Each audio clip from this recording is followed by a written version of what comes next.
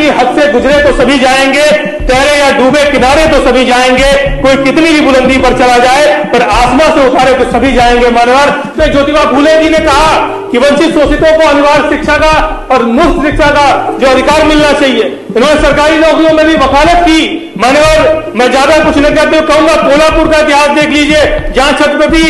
रियासत में छत्रपति साहू जी महाराज ने 1901-1902 में पिछड़े और दलितों को 50% आरक्षण देने का काम किया था। वही मान्यवर उत्तर प्रदेश की ये जो सरकार है, बाबा साहब भीमराव अंबेडकर के संविधान को उचाते हैं कि जो हमारा संविधान, जो देश का संविधान 2 साल 12 महीना 18 दिन में बना, बाबा साहब भीमराव अंबेडकर का सपना था। जो अनुच्छेद 16 का उल्लंघन हो रहा है, जिसमें आरक्षण का प्रावधान है मान्यवर, अब इस तरह से हमारे दलितों को, हमारे पिछड़े समाज के लोगों को, हमारे अल्पसंख्यक समाज के लोगों को आरक्षण न मिले, उसके पीछे साजिश चल रही है मान्यवर। साजिश के पीछे उत्तर प्रदेश की सरकार एक तरफ पूंजीपतियों को लाभ पहुंचाने का काम कर रही है, वहीं दूसरी तरफ जो हमारे पिछड़े दलित और अल्पसंख्यक समाज के लोग हैं उनके अधिकारों को छीनने का काम कर रही है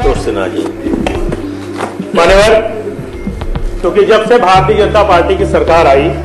और लगातार भारतीय जनता पार्टी की सरकार को गरीब, मजदूर, किसान, नौजवान, बुनकर, बेरोजगार से कोई लेना देना नहीं है मान्यवर। ये सरकार लगातार पूंजीपतियों की सरकार है और पूरी तरह जितनी भी सरकारी संपत्तियां हैं पूंजीपतियों के हवाले करने के लिए पूरी साजिश कर रही है। और मान्यवर ये जो सरकार, हमारे नेता आदरणीय अखिलेश यादव जी पीडीए की बात करते हैं, इसलिए करते हैं क्योंकि लगातार पिछड़ों का, दलितों का, अल्पसंख्यकों के आरक्षण को समाप्त करने की साजिश उत्तर प्रदेश की सरकार कर रही है मान्यवर। मैंने सिर्फ बिजली विभाग की मैं बात करना चाहता हूं। आज बिजली विभाग में निजीकरण में मान्यवर, आगरा में इन्होंने जब ये निजी हाथों में गई तब से 2434 करोड़ रुपए का घाटा मान्यवर उत्तर प्रदेश की सरकार को हुआ और लगातार ये घाटा होता जा रहा है। और वही किसको से हम उसकी तुलना कर रहे हैं मान्यवर, तो जहां राजस्व घाटा और एटीएनसी लॉस दोनों मामलों में टोरेंट कंपनी जिसको दी गई है वो किसको से कई गुना ज्यादा सरकार को नुकसान हो रहा है मान्यवर। बड़ी अचरज की बात है, मैंने उस दिन माननीय मंत्री जी से पूछा, माननीय मंत्री जी जवाब देने से मुकर गए और घुमा फिराने लगे। पावर कॉर्पोरेशन 5 रुपए 55 पैसे में बिजली खरीद रहा है और मान्यवर टोरेंट कंपनी को 4 रुपए 36 पैसे में बेच रहा है। अब आप सोचिए मान्यवर कि लगातार जिस तरह से उत्तर प्रदेश की सरकार लगातार महंगी बिजली खरीदकर सस्ती बिजली प्राइवेट कंपनी को दे रही है, उसमें 2023-24 में पावर कॉर्पोरेशन ने 2301 मिलियन यूनिट मान्यवर बिजली टोरेंट कंपनी को दी, जिसमें 274 करोड़ रुपए का घाटा मान्यवर आज उत्तर प्रदेश की सरकार को उठाना पड़ रहा है। मैं कहना चाहता हूं मान्यवर कि किसको टोरेंट कंपनी में अगर एटीएनसी लॉस, मान्यवर माननीय मंत्री जी से कहिए थोड़ी देर बाद बात कर लेंगे, तो मैं किसको से माननीय मंत्री जी सुनना नहीं चाहते क्योंकि वो भी निजीकरण दलितों के, अल्पसंख्यकों के विरोधी हैं और लगातार जो है इसलिए मैं कहना चाह रहा हूं मान्यवर, इसलिए मान्यवर मैं कहना चाहता हूं कि किसको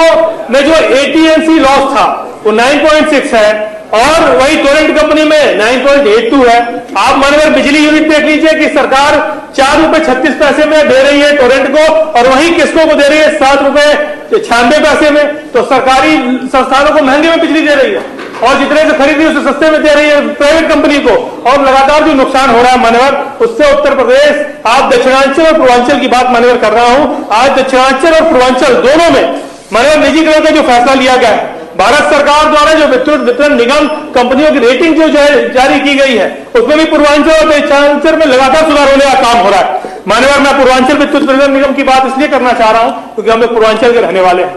आज 67,67,000 उपभोक्ता का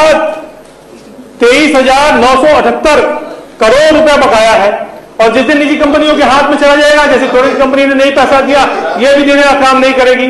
मैं मान्यवर आपसे बताना चाहता हूं कि आज आरडीएसएस योजना के अंतर्गत 12,000 करोड़ रुपया सरकार ने लगाने का काम किया, बिजनेस प्लान के अंतर्गत 11,000 करोड़ रुपए लगाने का काम किया और लगातार इतना पैसा लगाने के बाद निजी कंपनियों को जो मान्यवर जो हमारे संसाधन है, जो जमीनें हैं, जो प्रॉपर्टीज है, सब मिला के 1 लाख करोड़ रुपए के उपकरण और जितनी जमीन और भूमि कौड़ियों के दाम पर बिजली विभाग की बेचने की जो साजिश चल रही है उत्तर प्रदेश सरकार की, तो मान्यवर कहीं से हमें और आपको सोचना होगा कि एक तरफ जहां राजस्व वसूली की बात आ रही है, 133 करोड़ का राजस्व वसूली का रिकॉर्ड बनाने का काम किया। लाइन लॉस लगातार घटने का काम हो रहा है। लाइन लॉस 27% से घटकर 17% हो गया। और मानव जो पद स्वीकृत है वो 17,303 पद स्वीकृत है, और जिसमें अभी 8,986 पद खाली है। और मान्यवर मैं बताना चाहता हूं 8,344 पद पे कार्यरत लोग इतना काम कर रहे हैं। हमें और आपको सोचना होगा, जिस तरह लगातार सरकार की जो साजिश चल रही है, उस साजिश से चल रही है मान्यवर कि किस तरह से पूंजीपतियों को सरकार मदद कर दे। और मदद इसलिए करना चाहती है कि मान्यवर सरकार आरक्षण को समाप्त करने की साजिश कर रही है। क्योंकि जिस तरह से हमारा जो देश है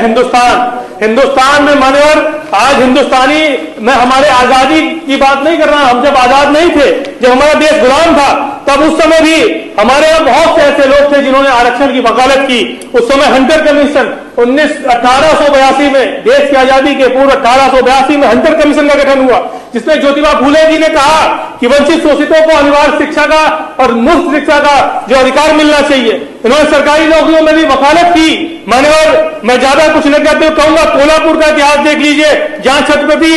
रियासत में छत्रपति साहू जी महाराज ने 1901-1902 में पिछड़े और दलितों को 50% आरक्षण देने का काम किया था। वही मान्यवर उत्तर प्रदेश की ये जो सरकार है, बाबा साहब भीमराव अंबेडकर के संविधान को उचाते हैं कि जो हमारा संविधान, जो देश का संविधान 2 साल 11 महीना 18 दिन में बना, बाबा साहब भीमराव अंबेडकर का सपना था। जो अनुच्छेद 16 का उल्लंघन हो रहा है, जिसमें आरक्षण का प्रावधान है मान्यवर, और लगातार इस देश के जो हमारे भारतीय जनता पार्टी के लोग हैं, इस देश में और प्रदेश में किस तरह से हमारे दलितों को, हमारे पिछड़े समाज के लोगों को, हमारे अल्पसंख्यक समाज के लोगों को आरक्षण न मिले, उसके पीछे साजिश चल रही है मान्यवर। इस साजिश के पीछे उत्तर प्रदेश की सरकार एक तरफ पूंजीपतियों को लाभ पहुंचाने का काम कर रही है, वहीं दूसरी तरफ जो हमारे पिछड़े दलित और अल्पसंख्यक समाज के लोग हैं, उनके अधिकारों को छीनने का काम कर रही है। इसलिए मान्यवर मैं कहना चाहता हूं कि ये जो